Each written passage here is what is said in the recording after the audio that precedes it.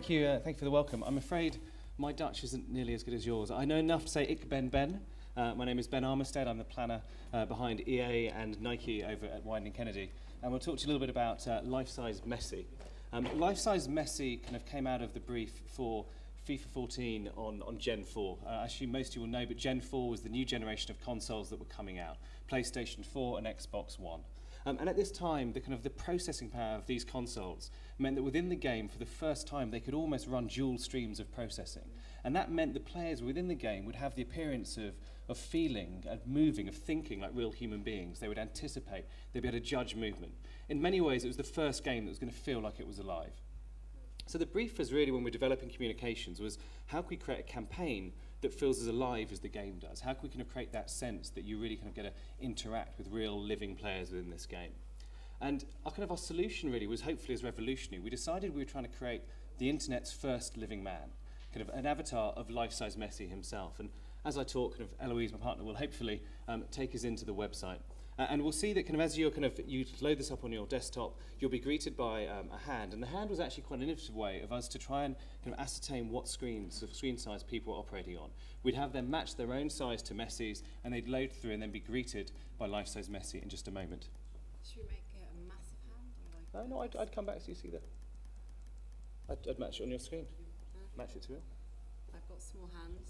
So Eloise has small hands, so she'll match Messi to that. And the desire here was that as kind of Eloise was looking at Messi, he would appear in whatever screen you're on in 100% sort of life size or kind of one-to-one realism. Now, we tried to create all 5'7" of Lionel Messi, and that was created from hundreds of kind of high-resolution scans, all the 3D imaging that was used in the games. We took that and we created 200,000 polygons, layers and layers of textures. In the end, kind of accumulated about 60 megabytes of data, which we could load live in kind of real time on your desktop using kind of effectively proprietary Flash pipework that we had to develop just to do this. Now, life-size Messi actually has about 750 bones within his body, and as Eloise sort of moves around, you'll start seeing that as you interact with him, he reacts in real time, responding differently from one poke to the next, one interaction to the next. Your average kind of 3D model or human model contains only about 100 bones. We had about 750, as I said.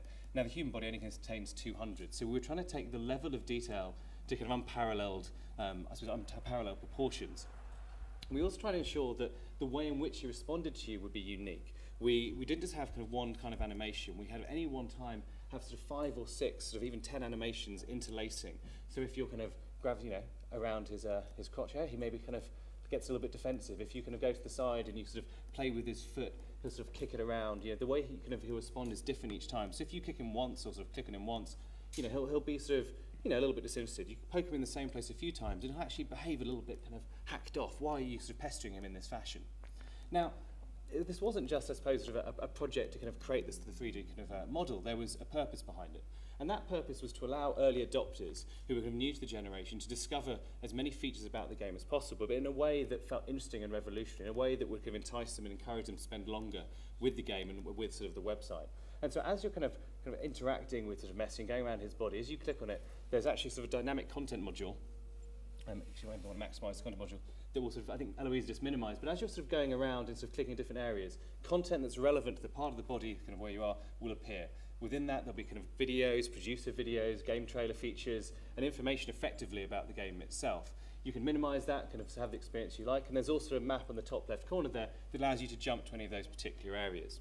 Now, kind of creating kind of a sort of an experience that's as sort of data heavy as this would be impossible on mobile and sort of tablet devices, but we didn't want kind of it to be limited to the desktop.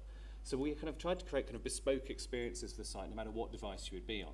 So if you access this via an iPad or a mobile phone, Messi will always be life-size. And that might mean that you only get his hands or an eyes, but you can scroll around. And we use swipe, gyroscope, and accelerometer technology to ensure that as you moved your phone, you would still kind of be able to move up or down. So we'd have you calibrate at the start, and you could still kind of move around his entire body and interact with him.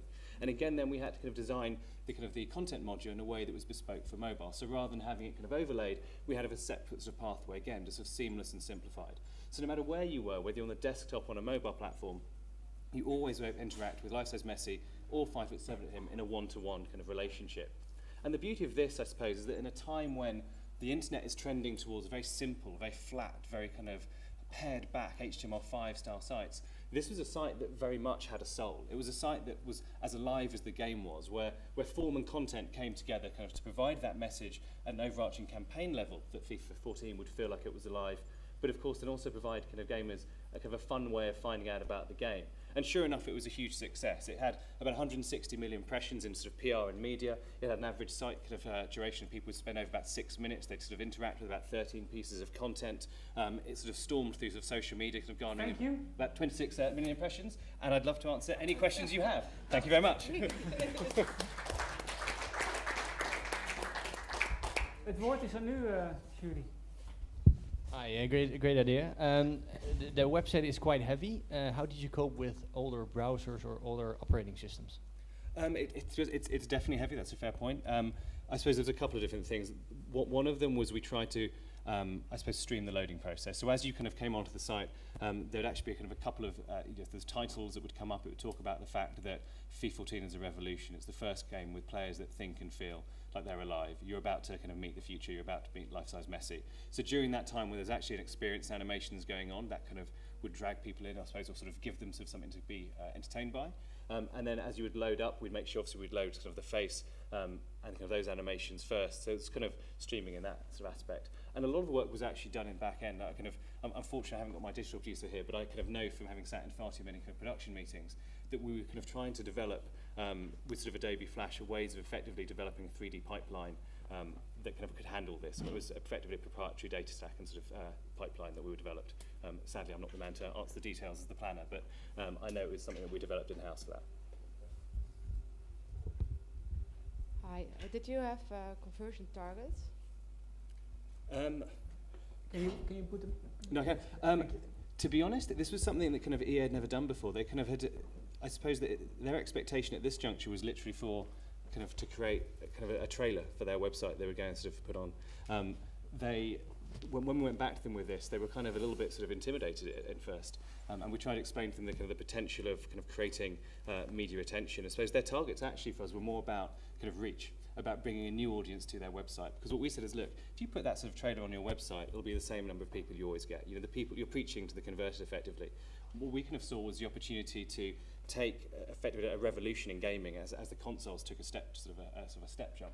And say, well, you know, go and show kind of the world that's there, because life-size Messi, or kind of the notion of interacting with Messi, you know, is appealing to any football fan, not just gamer. And the way in which we promoted this was sort of through Messi tweeting, you know, come and get inside my head. We would have sort of perimeter boards in sort of Nou Camp. We'd have a TV ad which used YouTube annotations, sort of the TV ad showing a metamorphosis of a real gamer into Messi. So it was much more about sort of broadening the church as much as anything. So that's sort of why kind of a lot of our targets around reach. It did actually have an uplift effect in kind of pre-order conversions, but EA have said we can't really talk about that, I'm afraid. No question from me. Did you use Messi as a model? We did indeed. So as I say, there was hundreds of high-resolution sort of photos of him, and also we sort of took the scans from the game itself, and we spent time with him. And the level of realism is it's insane, actually. Kind of, if you look at the model, he has a slight overbite, and his dimple in his chin is exactly true to Messi. The way he moves his hands and crunches them is exactly as Messi did. We would film him, and we had him stood against the wall, and we sort of looked at how he was sort of responding and sort of holding himself. We looked at how he would kick his sort of shoes. We looked at kind of where his thighs were kind of out of proportion, and we tried to kind of recreate that kind of to a T. I mean, that's why I think we had needed so many textures, so many hundreds of thousands of polygons, which was effectively why it was so data heavy. But I think in essence we didn't want to compromise on that. You know, there was without a shadow of a doubt a little bit of a, we knew that not everyone would be able to kind of load it, and we knew we'd take a bit of a fallout, and we took that hit, and the client was brave enough to go with that. We were trying to advertise a revolutionary new console, a revolutionary game, and wanted to do so in a fashion that was in keeping with that. Cool, thank you. You're welcome.